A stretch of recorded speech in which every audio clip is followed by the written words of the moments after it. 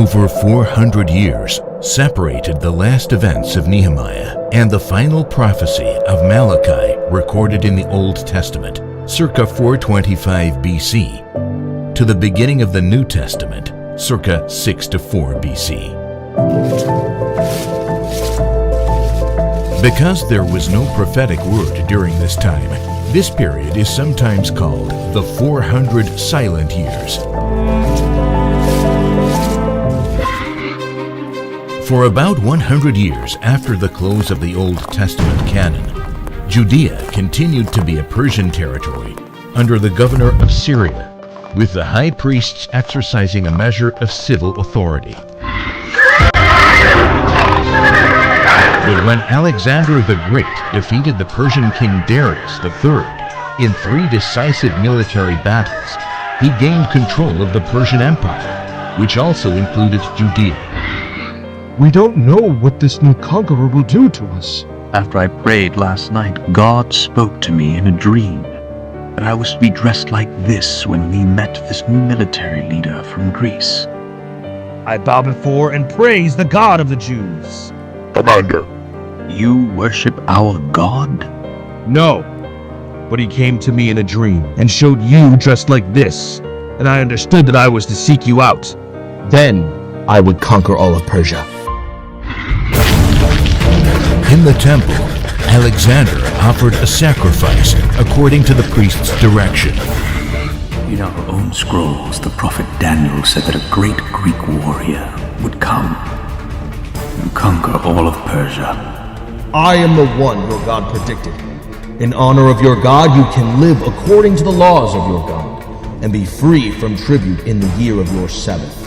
In 323 BC, Alexander the Great died by either poisoning or sickness, which then started a struggle among his generals for the control of his empire. His empire was divided into 4 regions, governed by 4 generals. Ptolemy Soter I controlled Judea, and the Jews had some religious freedom, but with economic oppression. In 198 BC, Antiochus III defeated Ptolemy V Epiphanes and brought Judea under Seleucid rule. The early Seleucid toleration ended when Antiochus IV Epiphanes ordered a Hellenization of Palestine. He forbade keeping the Sabbath, Jewish circumcision of children, and ordered that copies of the Torah be destroyed. But when Antiochus IV Epiphanes sets up an image of Zeus in the Jewish temple and sacrifices a pig on God's altar, an aged priest, Mattathias, intervenes. This is blasphemy. No one is like our God. Mattathias had 5 sons, with his son Judas Maccabeus, the Hammer, as primary leader. They and their followers repeatedly fought the Seleucids with hit-and-run tactics. They fall on us like a hammer! For 24 years, 166 to 142 BC, the Jews fought the Seleucids. Combined with the growing Roman pressure on the Seleucids, the Jews finally gained their independence from Syria. We need to cleanse and rededicate the temple, but there is only one bowl left from the high priest in the days of Samuel, and it will only last for 1 day. It will take us 8 days to purify more oil. But the light for the eternal flame kept on burning for 8 days and nights. And for 100 years, the Jews had freedom. The descendants of Mattathias took over the office of high priest, even though they did not belong to the line of Zadok, as God had instructed. This became known as the Hasmonean dynasty and lasted from 142 BC to 63 BC. But the Hasmoneans began to follow Greek influence, the very thing they had at first resisted. In 63 BC, the Roman general Pompey took Jerusalem, and the people of Judah once again found themselves under a foreign conqueror. With continuing unrest in the land, the Romans made Herod the Great king of Judea. He was a Jewish proselyte who was Idumean or Edomite by birth. He had great political ambitions, and he promised the Roman Senate that if they would make him the ruler of Judea, he would ensure the Jewish people would not revolt. Herod tried to curry favor by building a beautiful new temple for the Jews, but the people despised him. Herod the Great murdered members of his own family and even rabbis as he ruled Palestine from 37 BC to 4 BC.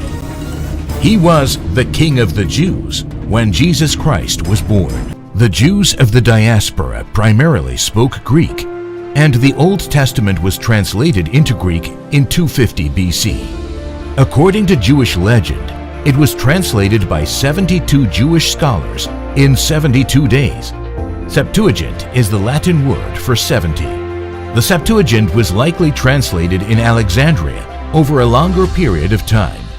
The religious party of the Pharisees probably began as the Holy Ones when the Maccabees tried to purge the land. Then, when the Maccabees turned towards Hellenistic culture, these Holy Ones were separated from them, the likely source of the name Pharisee.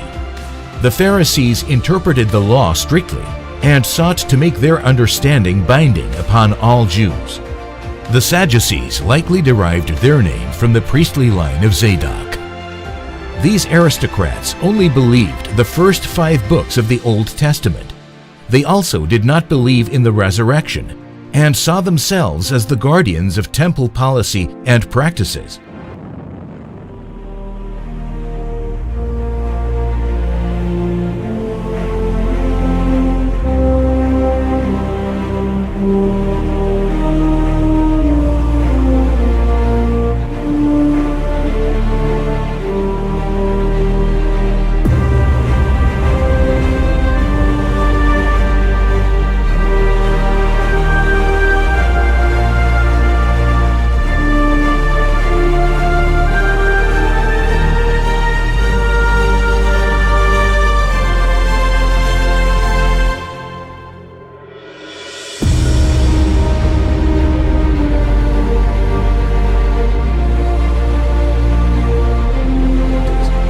At this point of history, in God's perfect timing, came the Son of God.